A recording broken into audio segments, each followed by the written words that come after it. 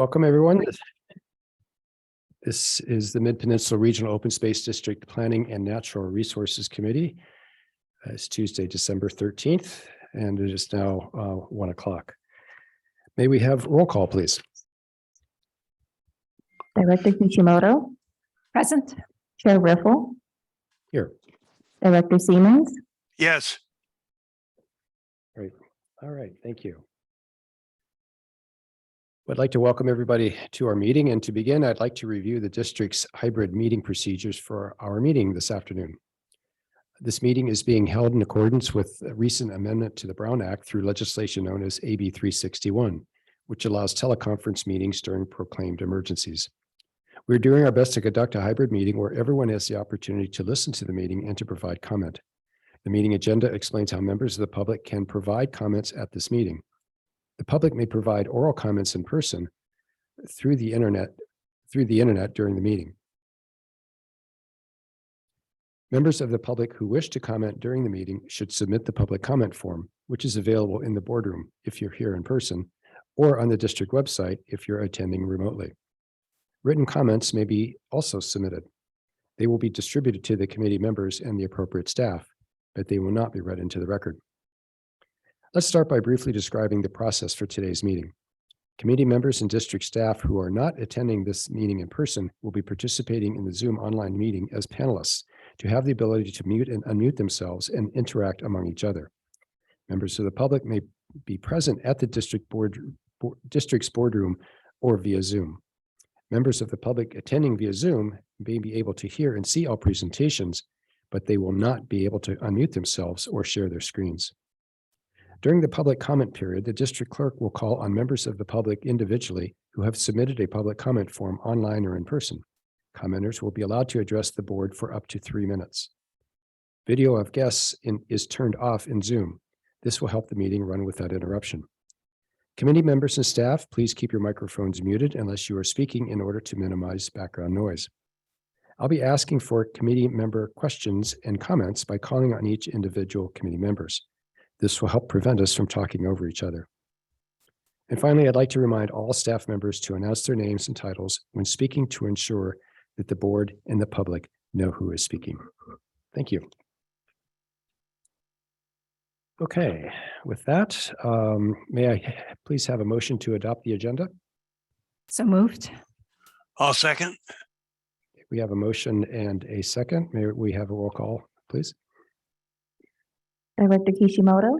Yes. Chair Riffle. Yes. Director Siemens. Yes. Motion passes 3-0. Great, thank you. Okay, it is time for oral communications. So this portion of the agenda is for members of the public to comment on items not on the agenda. However, the Brown Act does not allow action by the committee on items not on the agenda. Individuals are limited to 1 comment during this section. So do we have any public comments? Chair Riffle, I do not have any oral comments. Okay, thank you. All right, we'll close oral communications and move on to our first item, which is the approval of the October 11th, 2022 Planning and Natural Resources Committee meeting minutes. So move. Second. Thank you. So we have a motion and a second. I suppose we probably don't have any public comment on our minutes, but seeing none, may we have a roll call vote, please? Director Kishimoto. Yes. Chair Riffle. Yes. Director Siemens. Yes. Motion passes 3-0. Great, thank you. Okay, on to item number 2, our last item, which is La Honda Creek Parking and Trailhead Access Feasibility Study, Existing Conditions, Site Opportunities, and Constraints Analysis Report. May we have our staff report, please?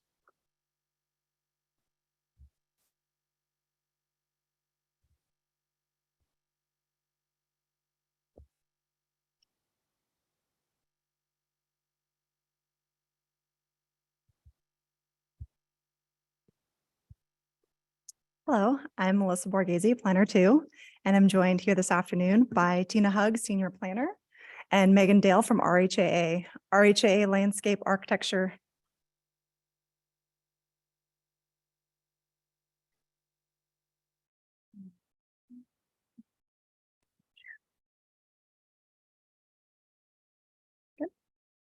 Thank you. RHA Landscape and Architecture and Planning is leading the consultant team for the La Honda Parking and Trailhead Access Feasibility Study Project. The general manager's recommendation is to receive a presentation on the La Honda Creek Parking and Trailhead Access Existing Conditions, Site Opportunity, and Constraints Analysis Report. Provide feedback on the sites recommended to advance to conceptual design, including confirmation on not advancing Site B3 based on reasons detailed in this presentation and the report. Today's presentation will start with project background, and since traffic safety has been a key concern for the La Honda community, Megan will spend some time discussing common traffic definitions and traffic study findings for the overall highway. We will then move into opportunities and constraints of each site, where site-specific traffic will be discussed. A break will be provided after the B sites and again after sites D and E3 for committee questions. In the conclusion, we'll discuss the suggested sites to move forward to the conceptual design phase of the feasibility study, along with other next steps. And we'll then open the meeting to public comment and committee deliberation. So before we discuss the sites, I'd like to share some background on how we got to this step in the process. The overall goal for the project is to provide public access to the central area of the preserve. The sites being studied were recommended by the La Honda Public Access Working Group and were approved by the Midpen Board to move forward to the feasibility study phase. A central parking area within La Honda Creek Preserve is identified as a priority in the vision plan and Measure AA. And the La Honda Master Plan identified the Red Barn area for public access, and Midpen went through the Red Barn site planning process from August 2016 to June 2018. Conceptual designs were developed and presented at the June 12, 2018 meeting, and at this meeting, the La Honda community expressed concerns about traffic safety and aesthetics, which prompted the board to put the project on hold and directed staff to form a community advisory committee to help Midpen find alternative ways to access the middle area of the preserve. It took about a year to develop the process to form the group, identifying the composition of the group and draft procedural guidelines. And the working group was formed in June 2019 and kicked off its work in August 2019. The group was made up of 3 La Honda community representatives that were interviewed and selected by the board, 1 ward stakeholder from each ward, with the exception of Ward 6, because Ward 6 had 2 stakeholders, and then 2 board liaisons who were non-voting members, but we're there to provide insight on what board members consider when contemplating public access projects like this. The purpose of the working group was to provide a forum of board members, community, and stakeholders to discuss the project and provide perspectives from the community, the district at large, and the board. To provide input on alternatives that provide access to the middle area of the preserve and other project goals of the prior Red Barn project, and then also to provide input to the Planning and Natural Resources Committee and the full board. The project goals for the POG were the ones shown on the screen, with the primary one being safe access to the middle area of the preserve. Other goals included fitting into the rural character of the area, balancing access with current grazing operations on site, facilitating environmental education, and protecting the scenic qualities into and out of the site. These were the POG goals that were rolled into the feasibility study. So for orientation, this gray area, the laser pointer here, this gray area is the area we're trying to provide access to. So Allen Road is to the north, Sears Ranch is to the south, and then even further south is the event center. We are trying to connect Allen Road and Sears Ranch Road, the section between those 2 locations, and the area currently open to the south follows Harrington Creek Trail and a loop towards the event center. And this shows the relative distances to give you an idea of the size of La Honda. And then here are specific distances between different sites within the preserve. So the event center to Sears Ranch Road parking area is 4.3 miles.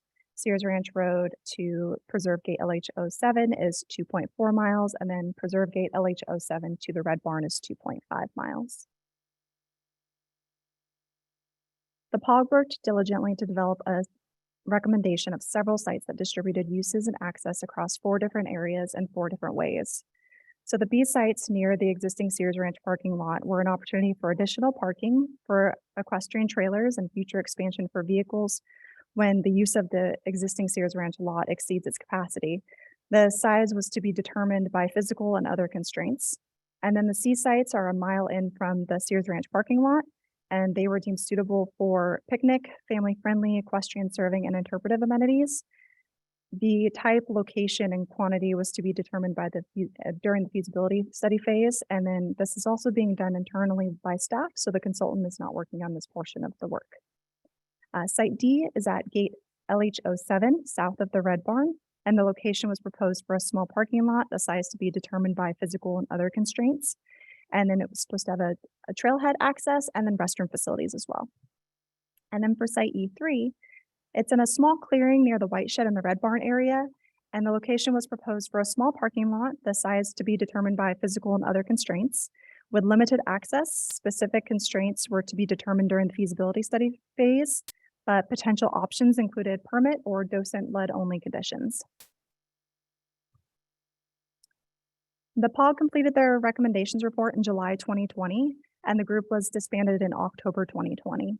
For all the sites, the POG acknowledged that traffic concerns would need to be addressed before any site could be considered feasible. And after the POG completed their work, Midpen staff contracted the RHAA for the feasibility study of the recommended sites. And in the last year, the project team has completed the technical studies used to develop the opportunities and constraints report we're discussing today.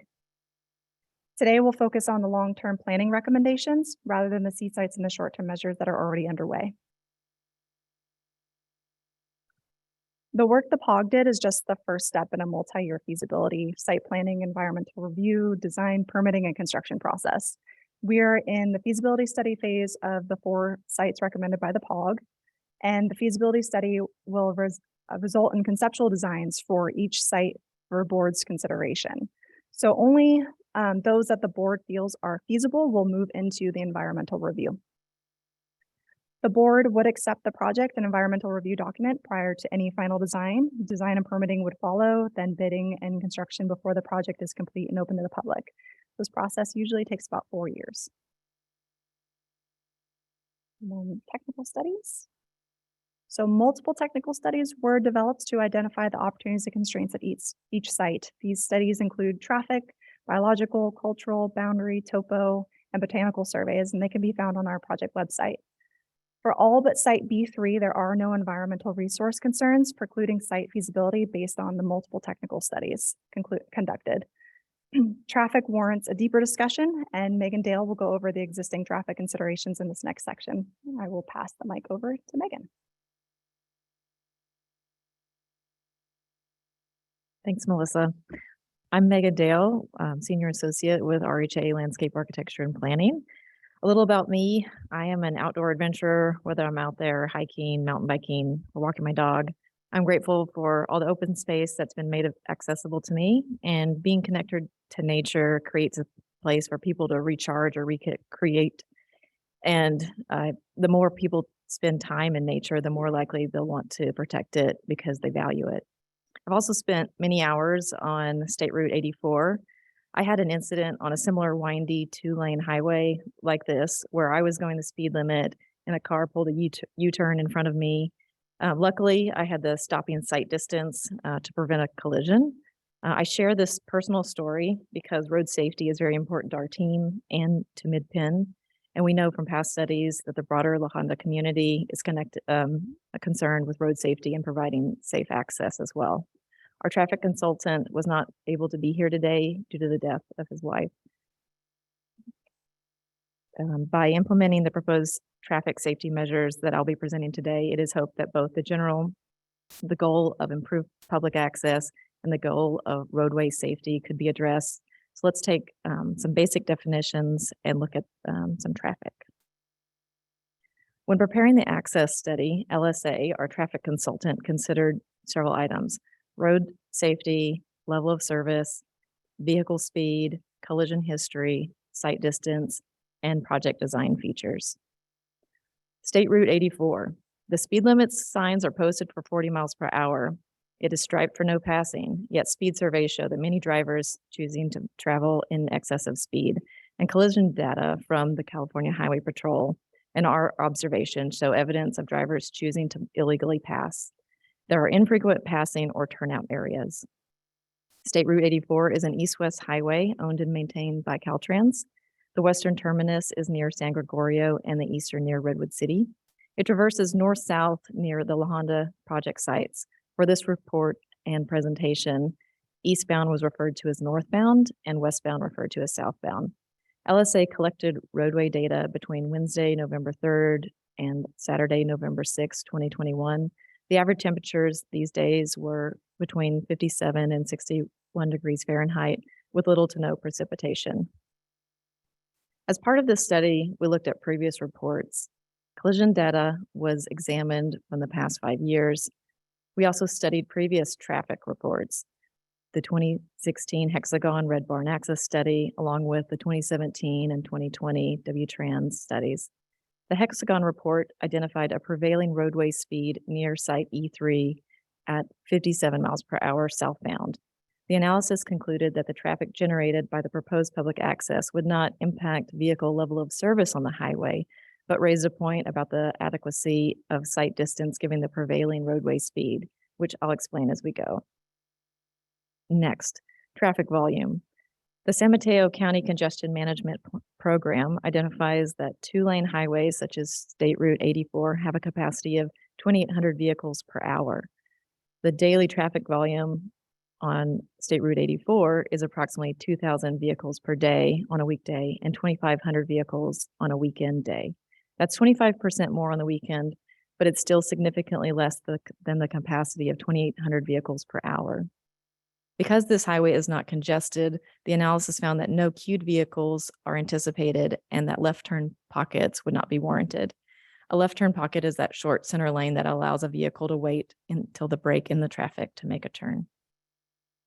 Let's look at another term used in this report, level of service. Level of service is a rating that refers to the number of seconds delay for a vehicle waiting at an intersection. Our team used computer software data Synchro version 11 to determine the existing level of service at the study intersections and unsignalized intersections based on the highway capacity manual methodology. Caltrans has traditionally had a goal of preserving state facilities at a vehicle level of service on the cusp between rating C and D, which is around 25 seconds. Now let's look at another factor considered in our study, vehicle speed. We know the speed limit is posted at 40 miles per hour. However, speed limit surveys use a term 85th percentile speed, which is an average. It's an average of the speed at which 85% of the vehicles are traveling at or slower than the 15% of the vehicles that are exceeding. So on State Route 84, the average, let's say at site D, was 50 miles per hour. But there's more to understanding 85th percentile. The most common vehicle speed at site D was 41 to 45 miles per hour, yet the outliers going over 60 miles per hour bumped that average up to 50 miles per hour. LSA's access study was also considered collision history. The district requested collision data along State Route 84 from the statewide integrated traffic record system, also known as SWITRS, which is administered by California Highway Patrol. In the last 5 years, the most common type of collision has been hitting an object followed by overturned vehicles. But the most common primary collision factor is improper turning followed by unsafe speed. This trend makes sense. Vehicles traveling at high speeds while turning are more likely to hit an object or overturn than a vehicle that is traveling the speed limit.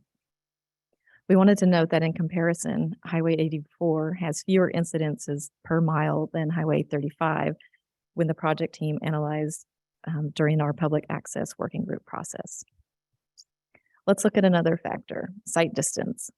So sight distance is defined by two perspectives, the vehicle in the road in motion or the stopped vehicle on the edge of the road waiting in the driveway intersection. It is the limits of visibility from a vehicle traveling on the roadway to the objects ahead of the vehicle on or near the roadway, so that red line you're seeing. And from the vehicle preparing to enter the roadway to other vehicles on the roadway, that green line. And the two types of sight distance are relevant. Stopping sight distance is the minimum that must be provided. So first, stopping sight distance refers to the distance required for a vehicle traveling on the roadway to come to a complete stop. An intersection sight distance represents the amount of space necessary for a vehicle to enter the roadway without causing other vehicles to alter their velocity.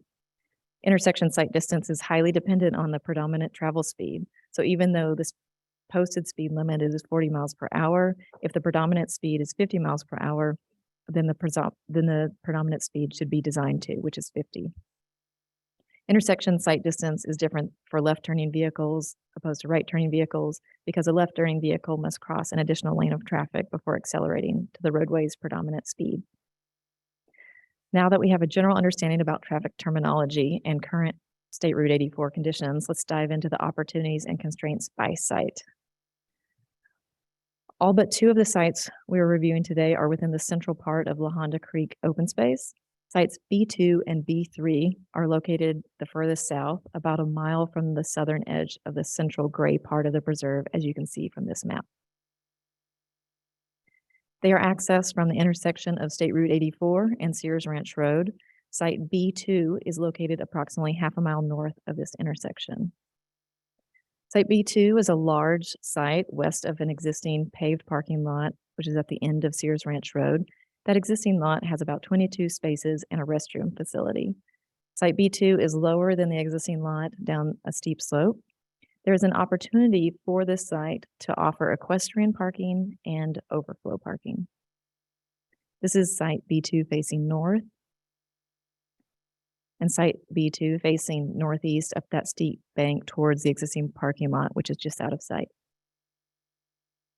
I don't know how many of you have been to the site, but Sears Ranch Road narrows significantly to 1 lane.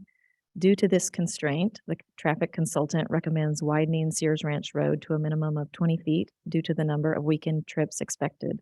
This would occur during the between the existing elementary school drive all the way to the existing parking lot above.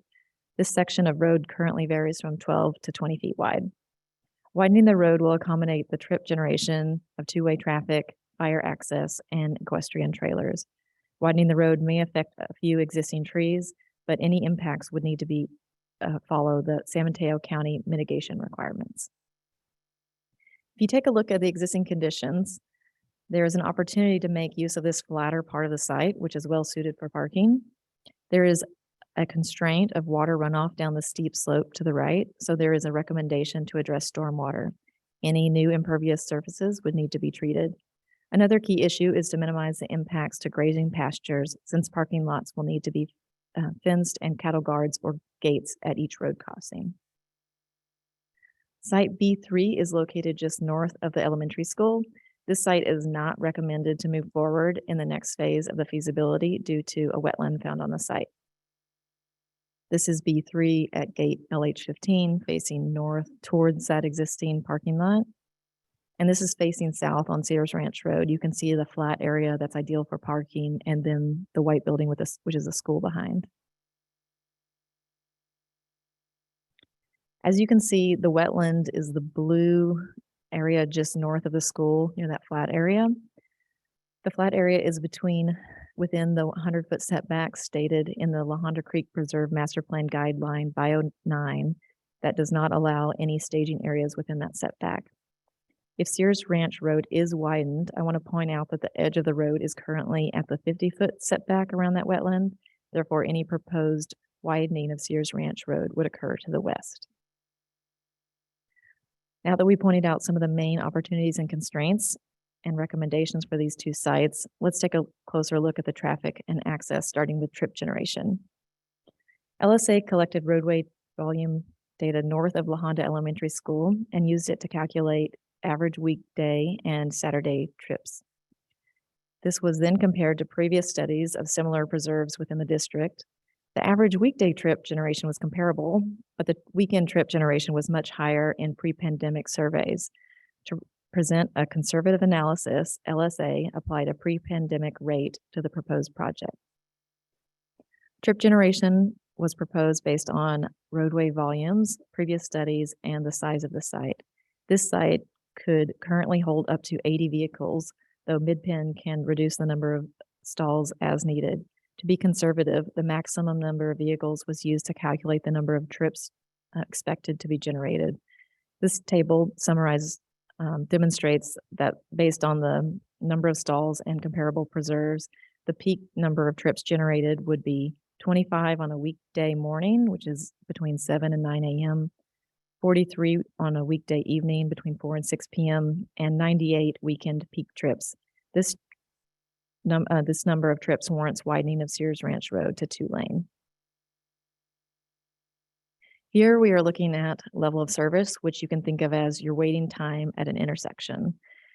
This first table shows that the existing conditions at Sears Ranch Road and State Route 84 operate at a satisfactory level of service. For example, leaving the school, the delay time to turn from Sears Ranch Road onto State Route 84 is satisfactory with an A or B rating, which is approximately 4 to 10 seconds. The bottom table adds the project's projected trips and demonstrates all study intersections are anticipated to operate within an acceptable level of service at peak hour weekday, morning, afternoon, and Saturdays. The calculated queues, according to the Highway Capacity Manual methodology, is less than 1 vehicle. This means that as vehicles approach the project access points, it is not anticipated that they will have to stop to wait for another vehicle before making their turn from State Route 84. It would also not degrade the intersection performance, even considering school traffic and highest volumes on Saturdays. Vehicles making a left turn from Sears Ranch Road onto northbound State Route 84 find intersection sight distance to the south to be limited. Now remember, intersection sight distance is based on the prevailing speed.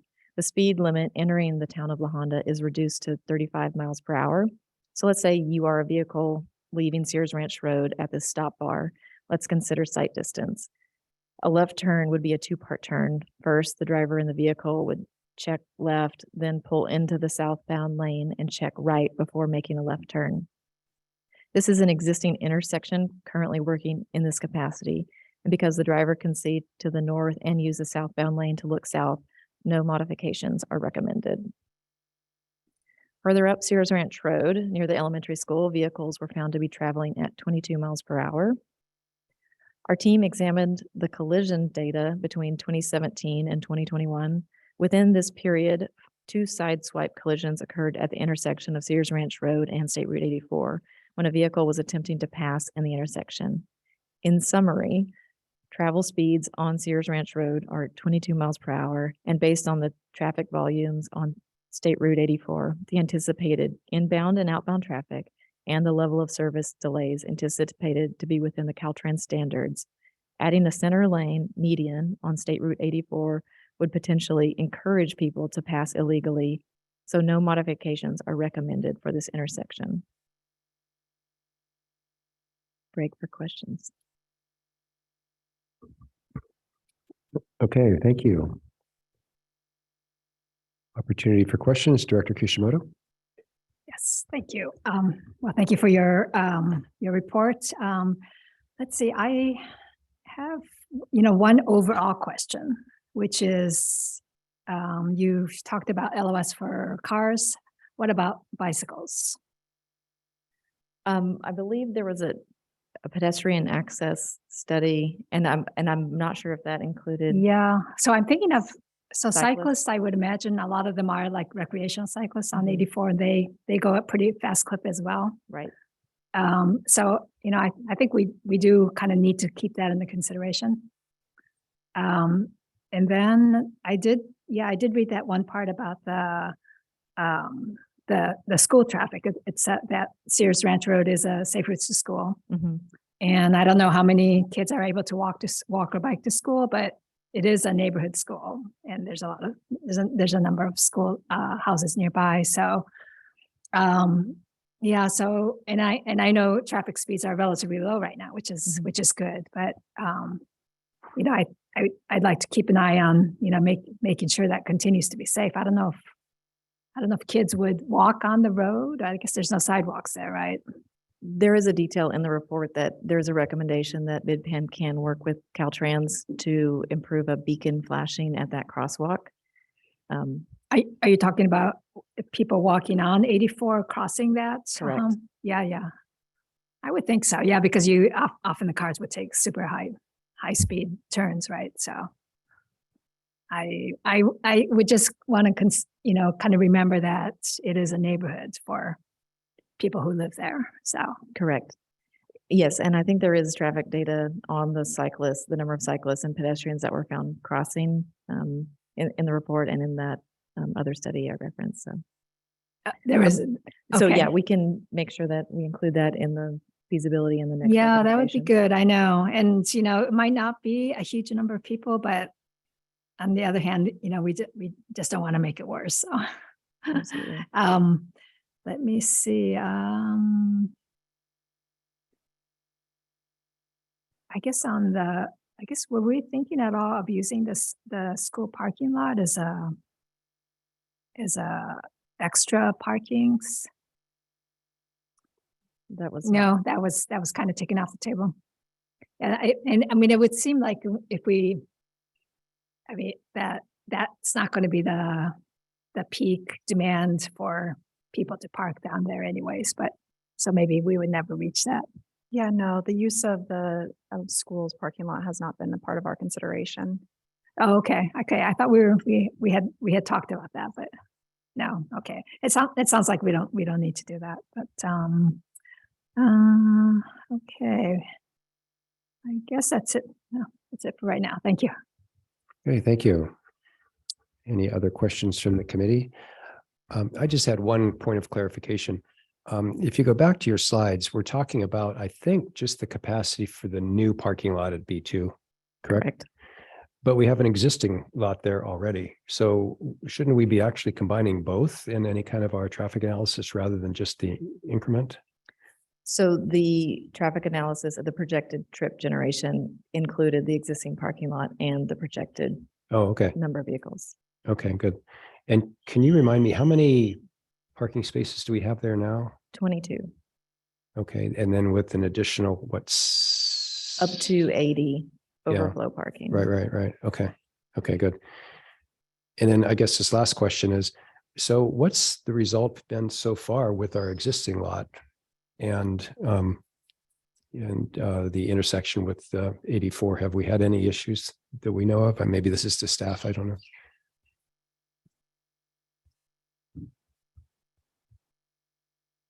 I'm not aware of any issues that were directly from our open space. I can ask visitor services, but I'm not aware of any. Okay, whether that be traffic or school conflicts or anything like that, we're just not aware of anything. No, It's been an issue. Okay, but I can look into it more just to confirm. that would be good. All right, thank you. Okay, not seeing any other questions. Okay. Thanks. So moving on to site D and the bridge, which is located in the middle of the study sites. To summarize site D, this site offers an opportunity for parking because it is moderately flat area.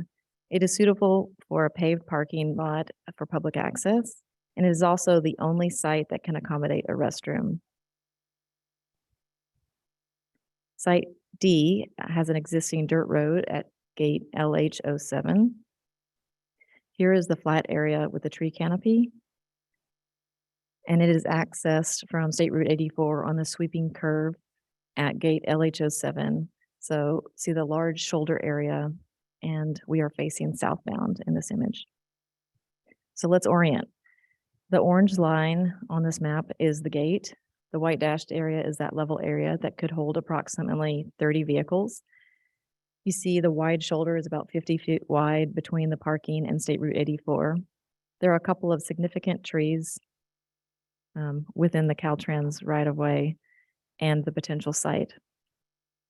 When we looked at the existing conditions and environmental resources, the recommendations are for the project to be designed for stormwater treatment of any impervious parking to protect Lahondra Creek and Weeks Creek below, for the project to avoid the wetland channel to the north, which has a natural barrier of 100-foot setback due to those steep slopes. There's a recommendation for tree removal. This is part of CAL FIRE's ongoing fuel reduction efforts, and any removed trees can be mitigated by planting native trees. And due to some potential slope instabilities, further exploration is needed, but the recommendation is to avoid these areas or remediate with walls or stabilization piles. If a new trail is developed through the potential unstable area below the site, it may require more ongoing maintenance. Let's look at the traffic data. Based on the size of the site, approximately 30 cars could fit on the site, and the anticipated trips generated at Site D is 38 at peak hour on a midday Saturday.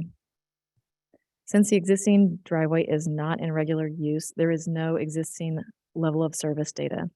The analysis found that with peak movement on weekday mornings, afternoons, and Saturdays, that the calculated queues according to the highway capacity manual is less than one vehicle.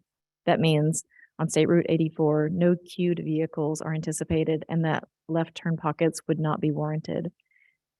And when the project intersection data was added, the level of service is still less than one vehicle for vehicles leaving the driveway.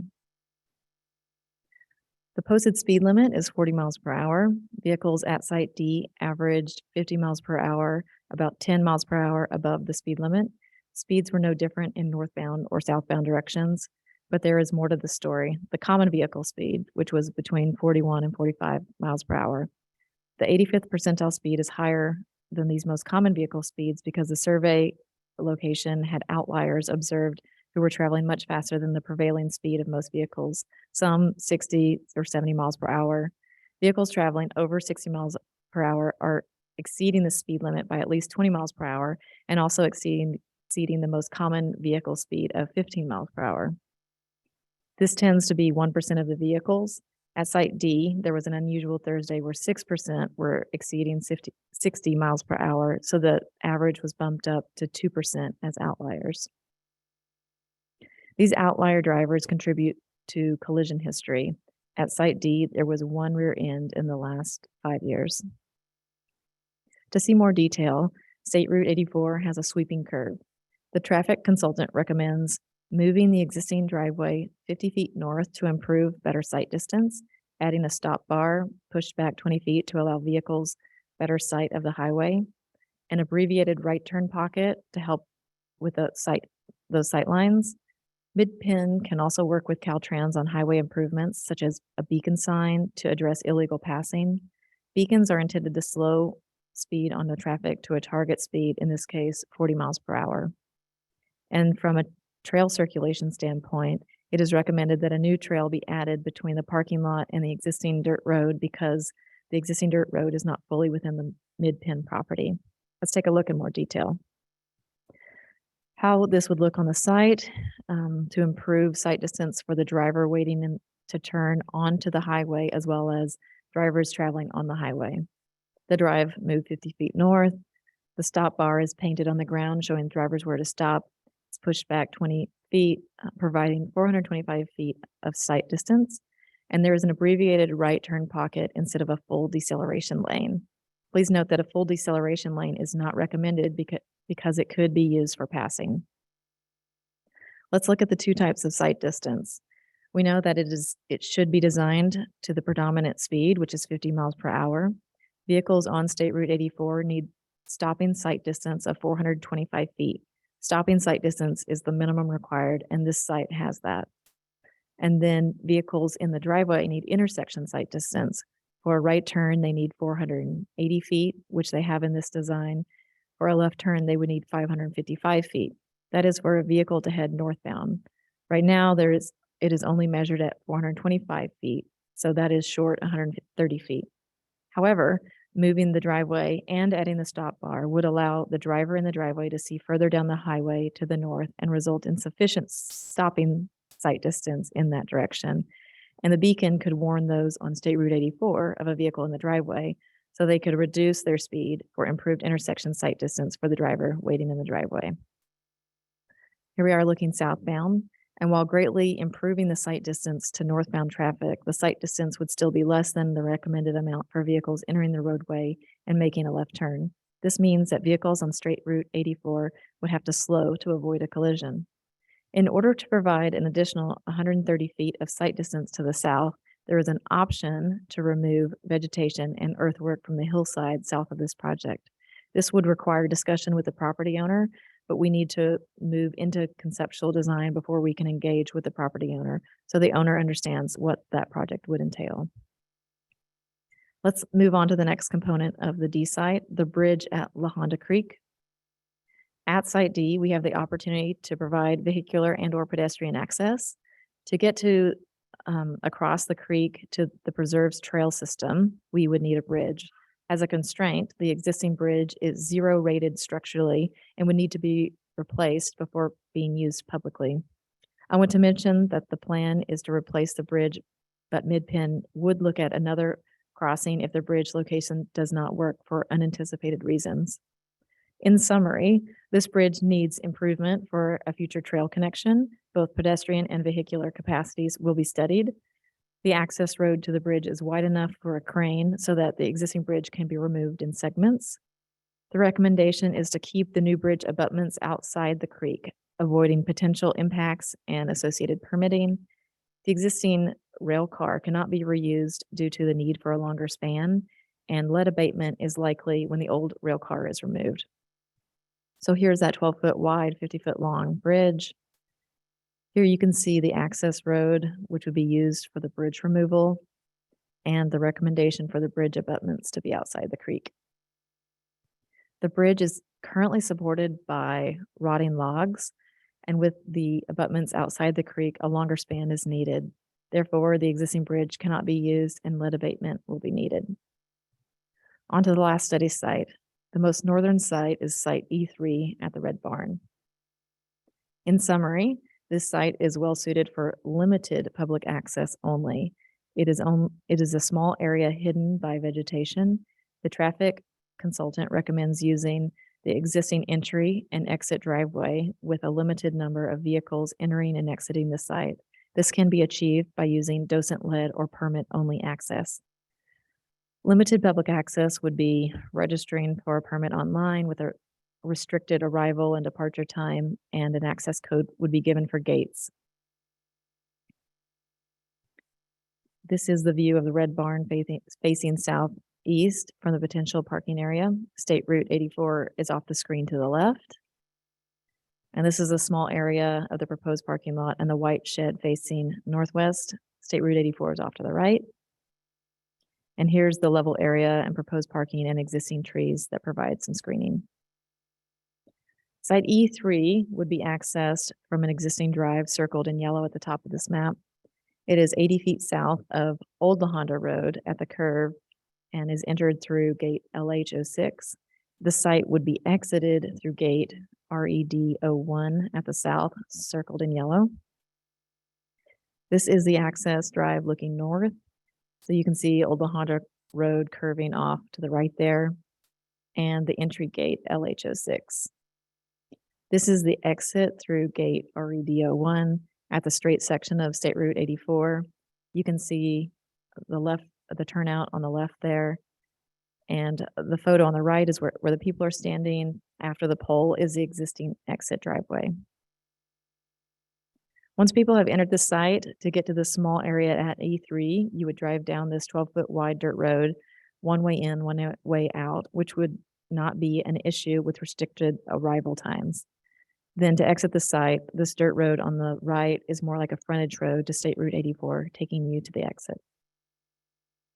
When we look at the opportunities and constraints for this site, there's a small flat area by the white shed that is ideal for a small parking area and a row of trees for screening. It is recommended to have a phased tree removal due to CAL FIRE's ongoing fuel reduction efforts. By phasing the removal, it would support growth of the existing nearby oaks and native plants. It is also recommended that the project design for stormwater treatment of any impervious paving to protect Weeks Creek to the south. It is recommended to avoid the non-wetland channel of Weeks Creek to the south there, which has a 100-foot setback. Let's look at the traffic data, starting with trip generation. Because E3 was recommended by the POG to have limited docent-led or permit-only reservations, the parking lot would only be 10 to 15 stalls.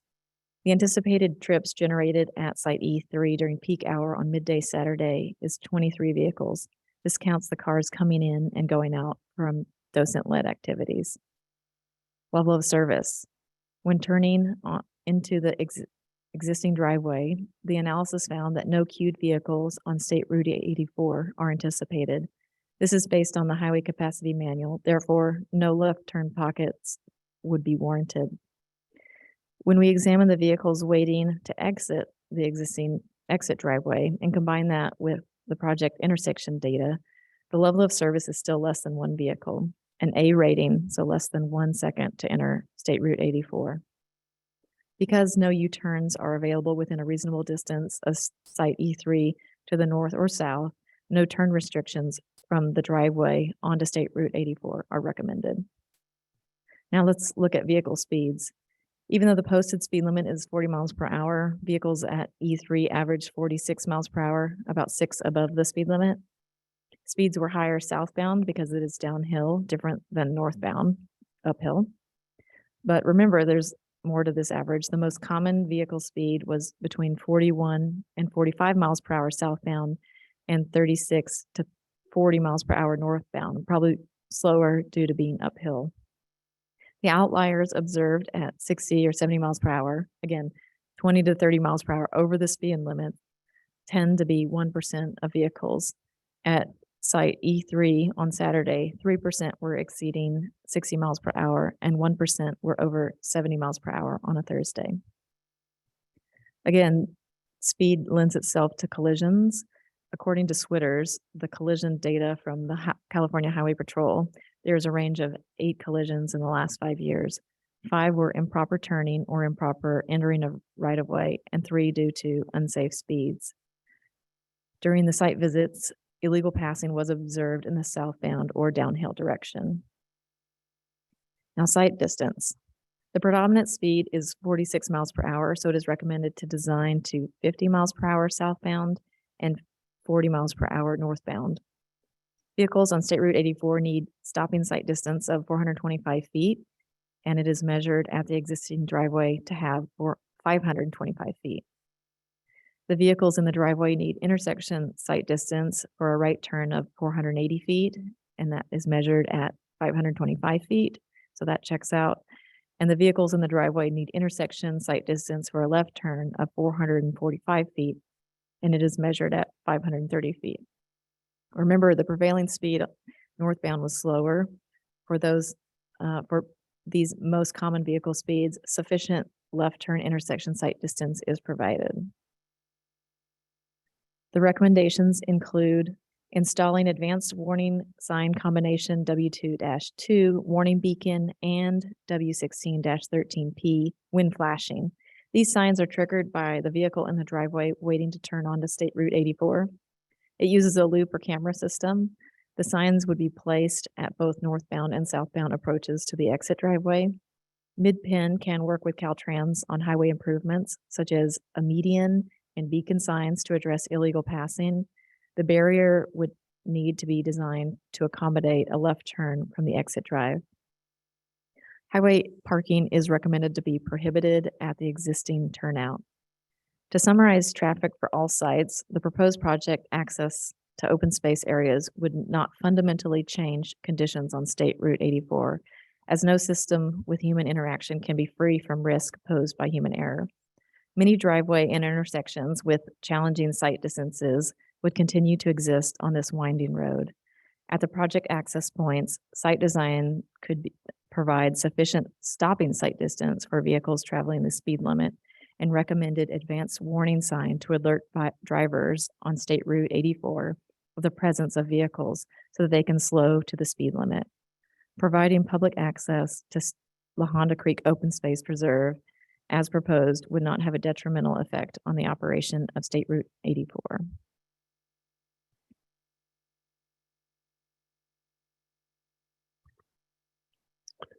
Okay, thank you. Questions from the committee? Director Kishimoto. Thank you. Thanks so much. Let's see, so Caltrans, have your staff initiated discussion with Caltrans about? We have a representative we've met with to talk about potential designs, and they were open to these ideas. So the next step would be to prepare conceptual design, take that to them for more feedback from them. Okay, well, that's good news, because they don't exist anywhere on the road right now, is that right? Or do they? I'm not aware of any beacon flashing signs. Okay, well, hopefully it'll improve safety throughout, so that's a good direction. Yeah, I ask the same questions about, just the bike. I mean, I didn't see any data in there about like bike related collisions. Is that in the appendix or did I miss that? There were no, There were no bike collisions? not in the Switters that I'm aware of. Okay, yeah. I mean, I guess it is true that with, with cars turning and both bikes and cars going around, I know there's room for more error, obviously. So I just want to be, continue to be aware of the bicycles. Let me see. Trees. I wanted to ask about the trees. So I know it's quite a few trees are going to come down. So do you have any idea of how many trees and what the So on the D site, or I'll start with B2. So there are no, it's both. yeah, B2, no trees on the site itself. And the trees that could potentially come down would be the widening of Sears Ranch Road. So we would look into that and again, mitigate based off of the replacement number of trees. And then site D had smaller range of trees on the site, and there were hazardous fire removal trees, so your eucalyptus, Monterey cypress, or invasive species. And so that's somewhere within the Caltrans right of way, and those would need to be mitigated based on Caltrans, and then the others based off San Mateo County guidelines. So I didn't hear a number there, but so are you saying that no significant native tree would have to come down? There are some trees that are significant native, and those are highlighted in the report. Okay. Can you point those out or? I'll wait on the. Okay.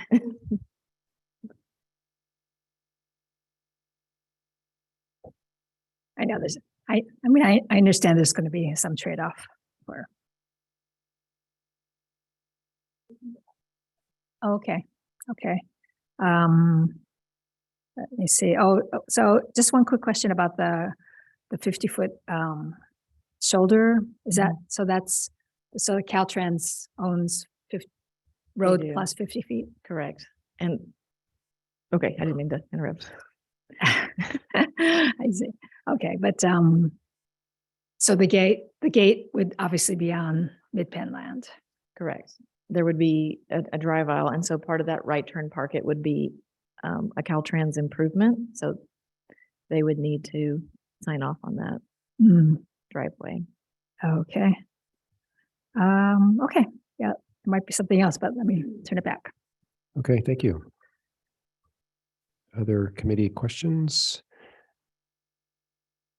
Okay, I have a few, but before I get to my questions, I'm sure our public is probably chomping at the bit to ask questions. Can you remind us when the public will have an opportunity to ask, either comment or? We'll have a conclusion section and then they'll have an opportunity. Okay, for so comments. coming up. Okay, great, thanks. I'm going to kind of work backwards here a little bit. Having worked on the public access working group, both for E3 and for D, highway safety was key. And so that's kind of where my questions are going. For site E3, could you go back a slide or two when you showed the traffic collision data, and there was a picture that, where is, I'm having trouble orienting myself. Where is, for example, the red barn in this picture with respect to the collisions? Can someone help me with that? Yeah, it's just off the map. Well, I under see where it says- E3 exit. Right, so at the bottom of that box. It's off the map to the south, to the bottom. Do you want me to? I'm sorry, say, so we're going to want to describe this for the people that are online. Yeah. So if this is Oh, the great. existing exit drive, the red barn is down here. Oh, I see. I see. Okay. And then the site E3 exit is what you are proposing. And then the entrance which I guess is across from Old La Honda. Right. Oh, I see. I see. I see. Okay. So the accidents like the 2020, 2021, that looks like about the turnoff above the red barn. Is that about right? Yeah, Yeah. these appear to be in the straight. Yeah. Okay. Okay. Oh, in fact, I can see the turnoff actually a little bit further down now. Now I see. Okay. All right. That's helpful. My second question is, thank you for doing that. My second question has to do with I think the next slide said something about barricades. And I think your picture actually showed example of barricades. So could you go into that a little bit more detail? What would we be doing there? So there is an option to do a median barrier. And so Hmm. that prevents illegal passing. So it acts as a double striped yellow line. And then that would depend on whether or not Caltrans, think that, we can proceed with that option. And if it was designed, it would need to make sure that there's a break in it so that people couldn't, or so that you could make an exit, a left turn. Right. And that if you're a driver sitting in your car, that the median doesn't block the visibility or the sight distance. as Right. well. Right. Right. So this one would be in addition to the beacon, or how There's would an we- option, to discuss that with them and to see if that would help prevent illegal passing in I this, see. in this curve and in the straight, since most people are illegally passing after the straight going southbound. I see. Okay. And so how does this work? I mean, at the end of the day, Caltrans makes the call, right? I mean, Correct. it's really up to them Right. what we're allowed to do. Okay. I see. Do we have any experience with these beacons? I don't. We do. Our traffic consultant has used them, and this was from their project down in Santa Monica. And there was success because there were a lot of issues with U-turns and passing. And so they were able to implement this and work directly with Caltrans to do that. Okay. Okay. Okay. And I don't know if this is to you or I don't know, maybe even to Tina, but isn't this the area around site E3 where we might have a Bay Area Ridge Trail crossing? Correct. Is it too soon? But what I'm thinking is at some point, we're going to have to figure out how to get people safely across the road in this area. Correct? Correct. So this may be nothing trying to get cars. Getting people is going to be even harder. Right. This was not part of our scope, but we included it in the feasibility study. So you can see right here on the map, this arrow represents that potential Bay Area Ridge crossing, which could be a bridge or a tunnel. So there it is again. I see. And so, I see. Good. Okay. so when part of the recommendations were to stay outside of Weeks Creek, which is here, and there's that 100-foot setback. So if this were studied, it would just need to be north of that setback to avoid permitting Right. from an environmental resources standpoint. Right. Okay. And when we go to Caltrans, we hope to bring up this option of a tunnel and or crossing just to see if this is a section of the road that they would be open to crossing Right. for future Got it. connection. Got it. Okay. Well, as it turns out, we have experience at this and we're getting more experience at this, but even on Highway 35, which even has higher speeds, somehow we are trying to figure this out and figuring it out. So hopefully we can bring all of that experience to bear here as well. Okay.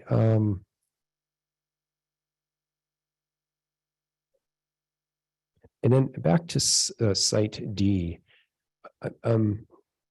So I think what I interpreted in your data is to say, even though that is a curve, which I thought, oh my gosh, we're going to try to put people out on a curve, there still is enough sight distance for that to be judged safe. Right. So if the drive is pushed back here, you would be able to see the distance this way. And then looking southbound, we are shy 130 feet. Right. And so you can see there's a steep bank on this right in here. Right. So if we were able to shave that back or remove some vegetation, then the proper or the recommended intersection site Right. distance to make a left turn would be available. Okay. So we're But- trying to reduce putting turn restrictions since there aren't any places to make proper U-turns north or south of this. Correct. I see. Okay.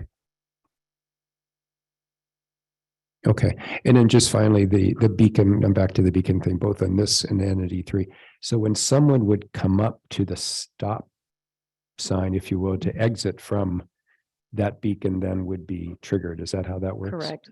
Okay. Yeah, so there's either a loop sensor or a camera sensor, and then that notifies beacons north and south Got on it. State Route 84 that there's a vehicle in the driveway. I see. And then how far, how far away from the intersection are these beacons? So if, I'm thinking, gosh, if someone's traveling 60 miles an hour, I'm Yeah. not a traffic engineer, but I imagine that they're designed to be placed X number of feet based off the speeds recommended. So that, Okay. Okay, so in anticipation of someone, that 1% or that's going that's 70 miles going, per that's hour. 60, okay, Right. I got it. Okay. Okay. Okay, I think that's it for me for now. Not seeing any other. Is Pete? Oh, yeah. Okay, great. Pete, Director Siemens, question? Yeah, could you go back to the collision data? That The- chart? For which site? Oh, you just had it up a Oh. couple of minutes ago. It showed there. Okay, I had a question about, I looked at, it said number. And I'm looking at, improper turning. What does that mean? So improper Turning, turning that- refers to, you see how the road is sweeping and there's a curve. So it would be not holding your line. Essentially, you're going so fast, you make an improper turn. that means kind of going over the center line? It could going over the center line. It could be drifting off the road because you late apexed, like you didn't make the turn. Okay, so it's really not an improper turn. It's really, you're leaving the normal, drive path. Okay. All right. I was looking at, it says rear end collision, and I was confusing the two, but those are not related. That's two different situations. Okay. I noticed there's a lot of those. So that's basically the same as unsafe speed. You're going too fast. Right. Okay. So vehicles who are traveling too fast Okay. are not able to hold the proper Okay. turn. Okay, good. I appreciate the level of detail you guys have gone into, and the fact that you're coming up with some, I think, pretty innovative ways to deal with not only the normal activities, but also the higher speed levels. And the more we can do that, the better. Whatever traffic calming that we could work out with Caltrans, I think, is really super important. But gee, you can't solve everything. Some idiot's going to go 70 or 80 on that road. There's not much to stop them unless they come fetch up against a tree or something. So you can never solve everything, but the idea is to reduce everything down to where the risks are way, way, way lower. And so anyway, thank you for all the work. I think it was so far. It's a great job. And anyhow, thanks. Okay, Director Kishimoto? Yes, I just thought of one other question, which is, so I'm thinking of like Bear Creek, where it's so popular that cars basically queue up on the road, right? So that's kind of a nightmare situation. So, and I'm thinking of the three sites, this D is going to be the most popular, really. But I mean, I would tend to go there. But D is a permit. D? D, yeah. No. No, I don't. think Yeah. so. D is the paved lot, and let's look at trip generation. Yeah, it's E3 is going to be permit. There we go. So it's anticipated 38 vehicles on peak midday Saturday. So peak is usually a 15-minute window. Right, right. So, but if, I don't know, what would be the contingency if they did fill up like on the weekends and people were waiting to see if they could get in, or we just have to make sure that there's a place, enough room for cars to pull in and circle Back around and and come back, or? Right. And another item would be to discourage parking on the shoulder. So since that's not Right, right. So there would be only that 38, and right. so, or we could have a sign saying parking lot is full or something, but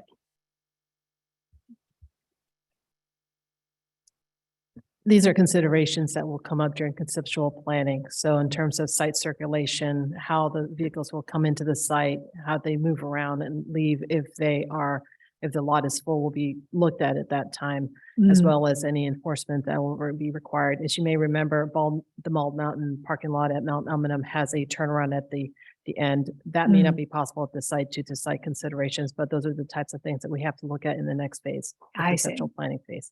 Okay, thank you. Yeah. All right, thank you. Okay.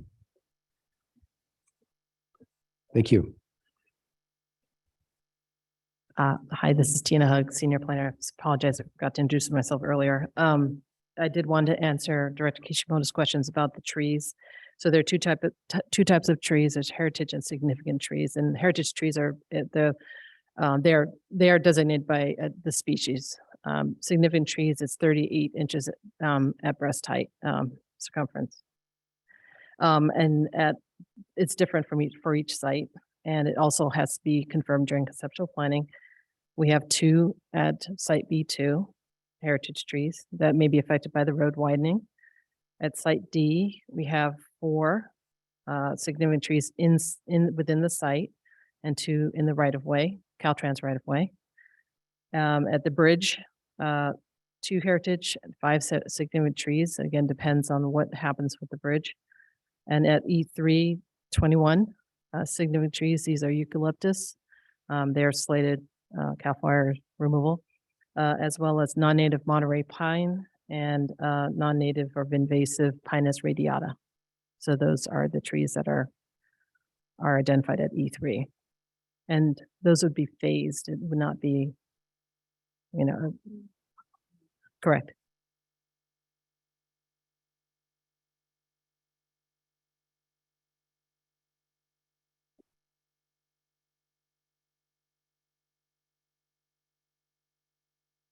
So moving on to the conclusion. So our overall takeaways from the report are, for all but site B3, there are no environmental resource concerns precluding site feasibility based on the multiple technical studies conducted. There is further need to evaluate site circulation for access to site D and E3. The sites recommended to move forward to conceptual design phase of the project are site B2, site D including the bridge, and site E3. The only site not recommended to move forward to conceptual design is site B3. After today's meeting, our next steps are to initiate conceptual design, conduct initial regulatory discussions, including with Caltrans. Like Megan stated earlier, we already have a liaison that we're working with. And then we'll also develop feasibility and preliminary cost analysis and hold an additional P&R meeting to review findings and receive public input. We anticipate summer 2023 for a P&R meeting at the latest, pending the feedback that we get today. And then to wrap up the feasibility study, the overall outcome of the study will be to receive board confirmation of sites to move forward to environmental review and board confirmation of a project description for environmental review. And then now we can open up to any other committee questions or public comment. Okay, thank you. And I would agree with Director Siemens. This has been a really thorough report, so thank you. So any other questions from the committee before we go to the public? Director Kishimoto. Maybe just one general question about outreach. So have we been holding any neighborhood meetings or Not at this phase, since we've just been doing technical studies. This is our first public meeting since we've brought RHA on.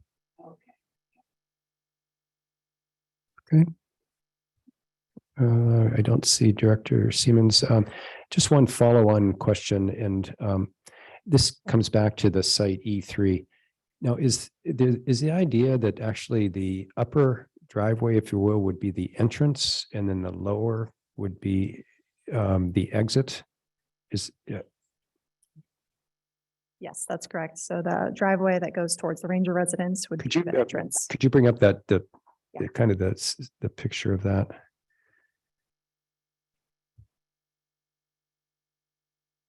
This one.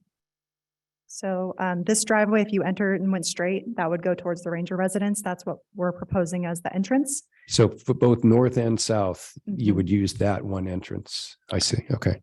And then this would be the exit towards the south. Okay.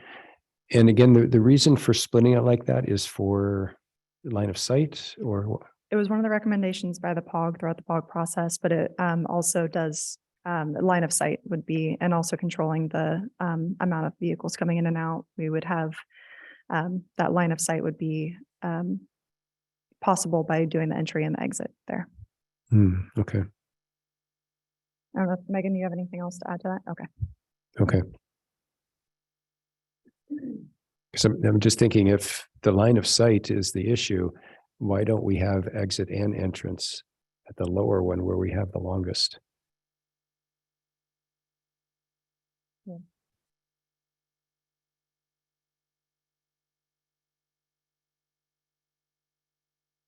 I think, I mean, we can take that into consideration as we do site design, if from a feasibility standpoint.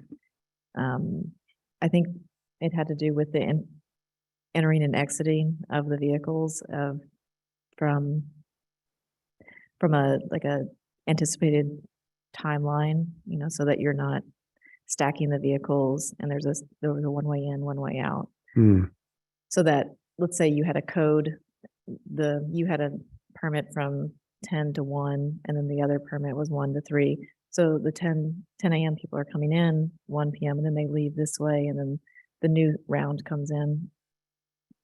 Oh, so it actually has almost more to do with the flow of the traffic within the site. parking area that. Okay. Maybe the one thing that I would just request is when we come back and go into the more of the design is just to make sure that that is the safest configuration, just from an exit from Route 84. I would just want to make sure that the options, we've got the safest that the layout is going to allow us. We can take a look at that. And then the other part of it is that the POG wanted very light touch for the site. So if we were to have entrance and exit out of that driveway, we'll need to look at what kind of improvements would need to be done. If Oh, the I driveway see. would need to be moved, I see. if we would have to pave it at that point. We're trying to use the site as it's currently existing. I and see. Currently, we have the 2 driveways. So if we did that, they would have to be 2-way, whereas this is kind of 1-way then. I see. potentially, I yes. see. So we'll- Okay. I get it. We'd have to look into it more, but that's what we're trying to avoid. I get it now. Okay. All right. Thank you. Got it. I'm curious, this is Anna Ruiz, General Manager. Would it be beneficial for the committee for us to look at those 2 ideas and the trade-offs for each? Sure. Sure. Okay. Okay. I just may make a clarification. So the in and out circulation pattern was already studied as part of the Red Barn project, where we had to move the driveway and widen it. And I'm not sure that that was something that the board supported at the time. Are you asking us to return to that? No, actually, now that I understand that if we were to entertain the 2-way, if you will, on the, what do we want to call that? The southern piece, that's going to result in change of grade or grading and everything. I get that. Okay.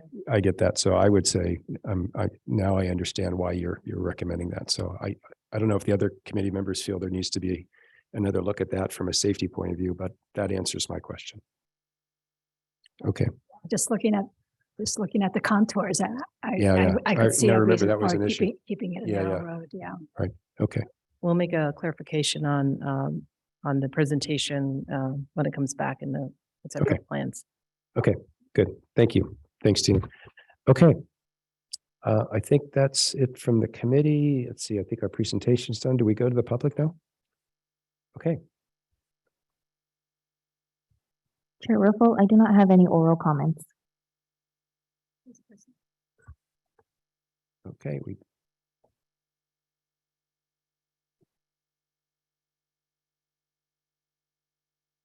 Chair Riffle, we do have one oral comment. I'm going to pull up the slide first with the timer. Okay.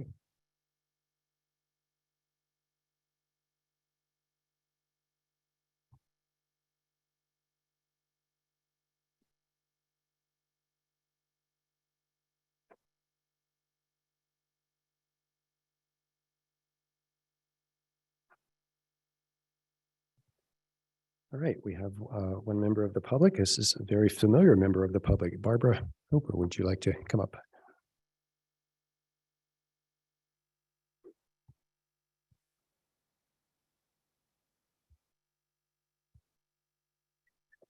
My name is Barbara Hooper, and I'm a resident of La Honda, and I participated in the POG as the chairperson.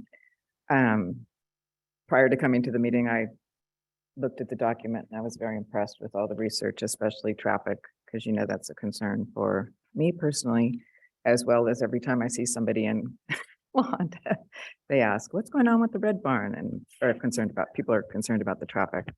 Barbara, if I could ask you to get close to the mic. Okay. Thank Is that you. better? Sorry. Okay, no That's problem. much better. So I wanted to thank you for the thoroughness of the traffic studies, as well as you didn't go into some of what was included on the in the document about short-term measures. So I appreciate you addressing those short-term measures because those were important to the community as well. As far as my concerns going forward, and probably for the community as well, and the traffic study was very thorough. And I've done my own traffic studies and looked at the ones that were done previously prior to 2018. My biggest concern there is the traffic studies were done in November. And that's a very slow time on Highway 84. It's always traffic on Highway 84. But I can tell you, sunny days in the summer and spring are extremely busy. So what I would ask is that prior to moving forward, you do more studies because it's scary out there. And I'm not trying to exaggerate, but it's the traffic. Residents don't go out on weekends because the traffic's so bad. So that would be my concern. Also, in thinking about it, I don't know if you took any weather conditions into consideration. For example, rainy days if people go out there, or fog, as fog will minimize your line of sight. And that happens frequently, summers, winters, fall. I was appreciative of Director Kishimoto and Director Riffle bringing up the traffic questions that they had, because when I was sitting there, I had some of the same questions. Again, I'm not trying to exaggerate, but it makes me nervous just seeing these diagrams, especially E3, picturing people entering, going what you're calling northbound into that entry. I'd like to see the line of sight information for that turning in, because it's right near Old La Honda Road, as you know. So that terrifies me. As well as the exit going from east,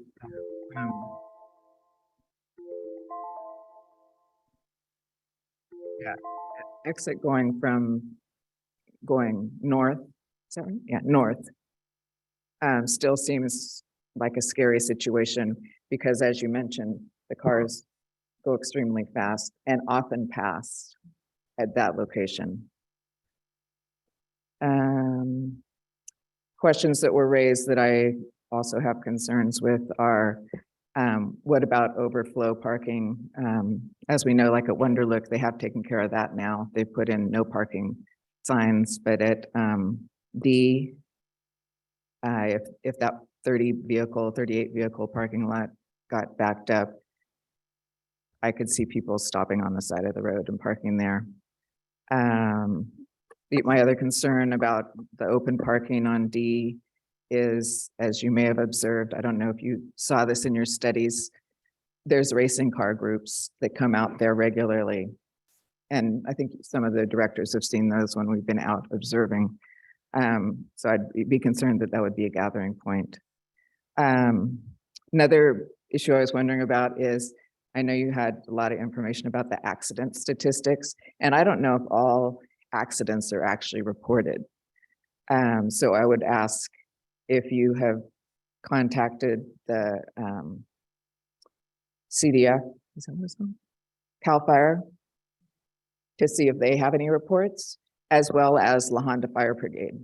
Our La Honda Fire Brigade is the first responder for any incidents. And the town knows when those happen because there's a siren that goes off. And it's very frequent, especially on weekends, but also during the week. So I think that's all. And I'm not, La Honda wants people to come to La Honda Creek Open Space, but they want people to live coming to La Honda Creek Open Space and to be safe on their drive. People coming from out of town aren't familiar with the roads and the driving. And I can tell you, when you're following people that are from out of town, that's scary too. So the more access that can be out of sight, but then get to the hiking, the better. And I speak for myself, and I'm not trying to exaggerate. This seems scary to me. And everybody in La Honda wants people to visit. We love La Honda Creek Open Space, and we want them to come now as soon as possible. And the parking where it is now is wonderful. So I think that's it. Thanks for letting me take the time to address the situation. Thank you. Okay, I don't have any other cards. And we have no one else online. We have no further oral comments. Okay. All right, with that, we'll close oral comments and bring it back to staff and committee discussion. Staff, is there anything else that we need? Staff, is there anything else that you need from us at this point before we go to the general manager's recommendations? Okay. Could you put up the general manager's recommendations, please?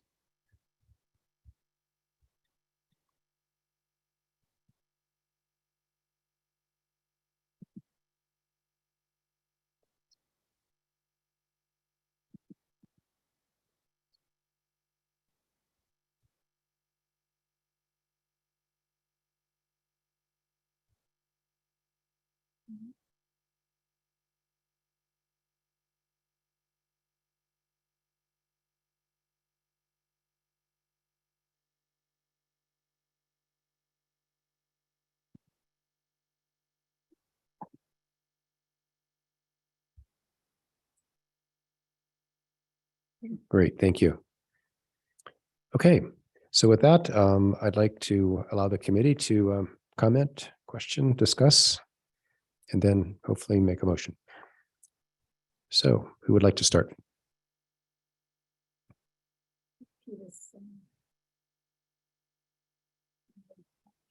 Okay, Pete, we'll let you go first. Director Siemens. I guess I should jump in. I really support the general manager's recommendations at this point. I think we should go to the next step.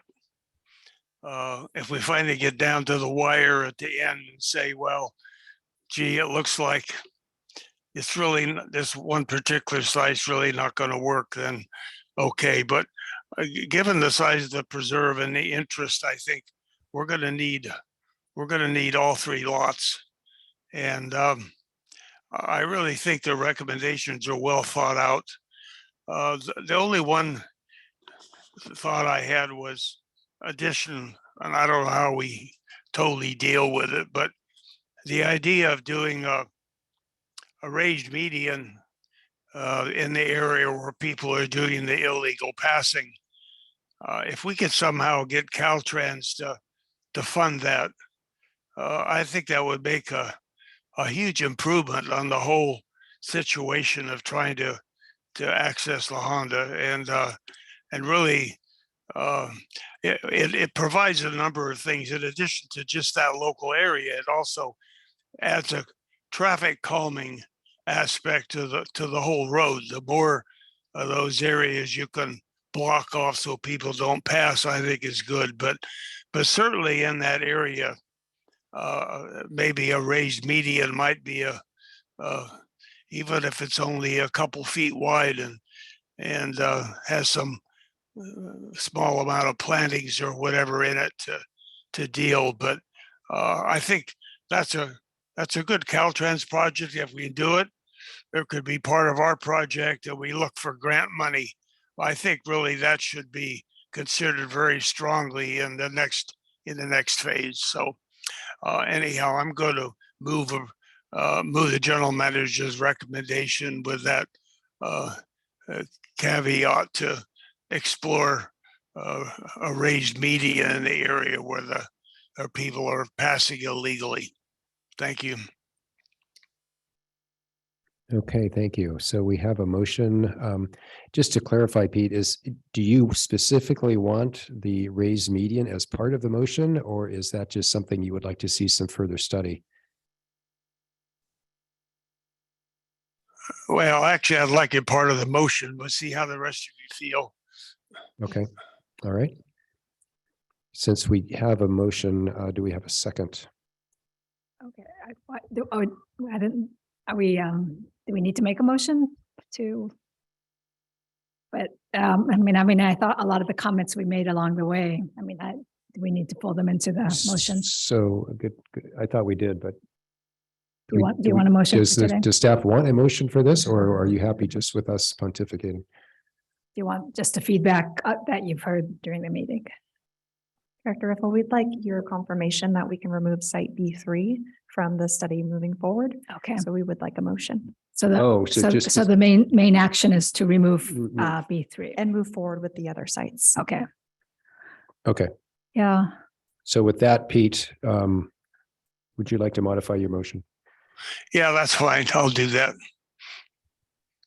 Oh, so the motion is to move to advance the 3 recommended sites and remove B3. B3. Okay, and then your comment on the specific recommendation is it remains a comment, I guess. It remains a comment. Right. Okay. Is that okay, Pete? Sounds good. Okay. And yeah, with that, I'm happy to second the motion. Okay. And before we vote, did you have any, give you an opportunity to comment? Because I'd like to make some comments too. Yes. Well, I would agree that I really do appreciate all the thorough research. I know there's been, beginning with the POG and such, there's been intense interest in this and lots of great research. So, and I think, I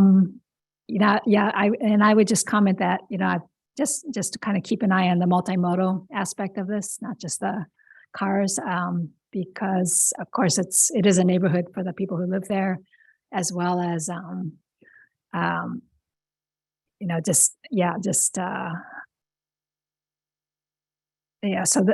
that and the trees, I guess I'll be keeping an eye on as well, but okay.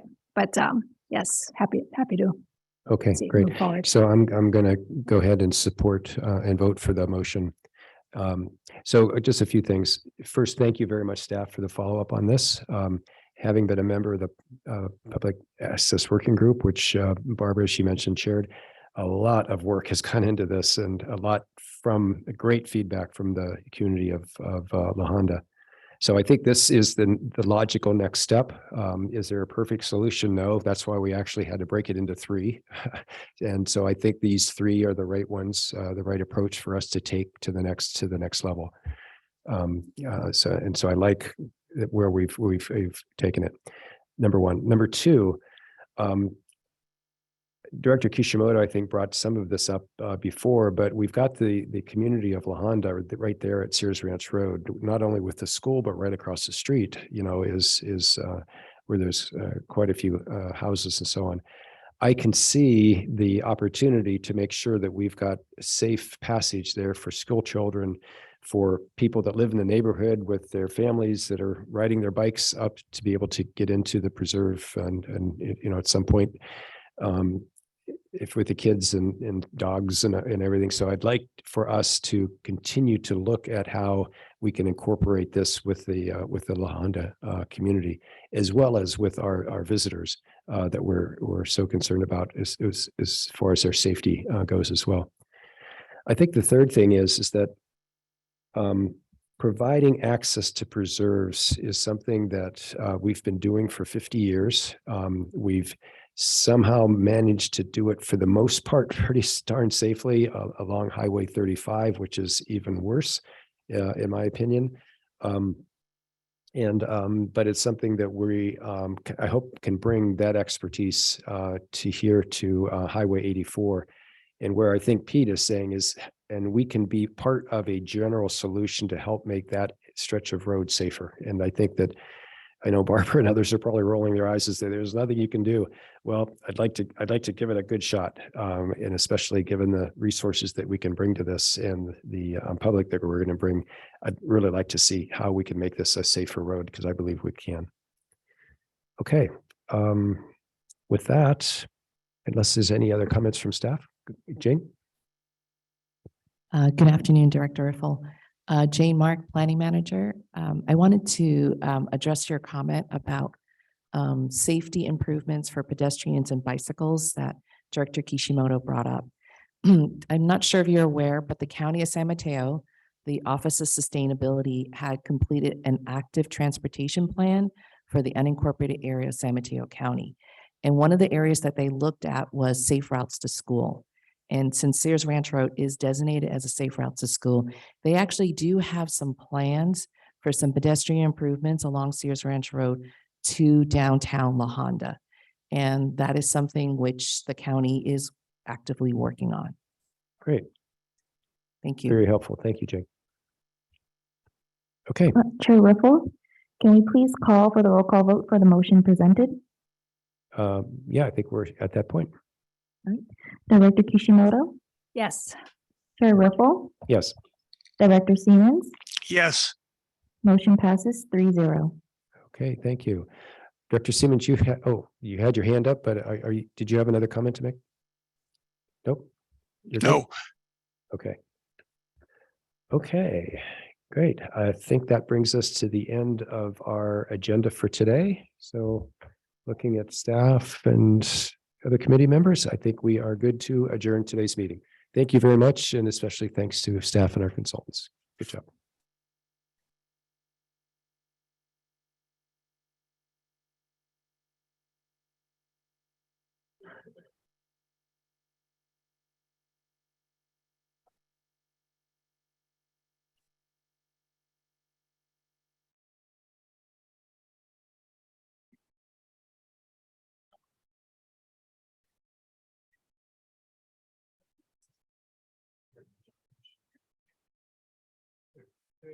I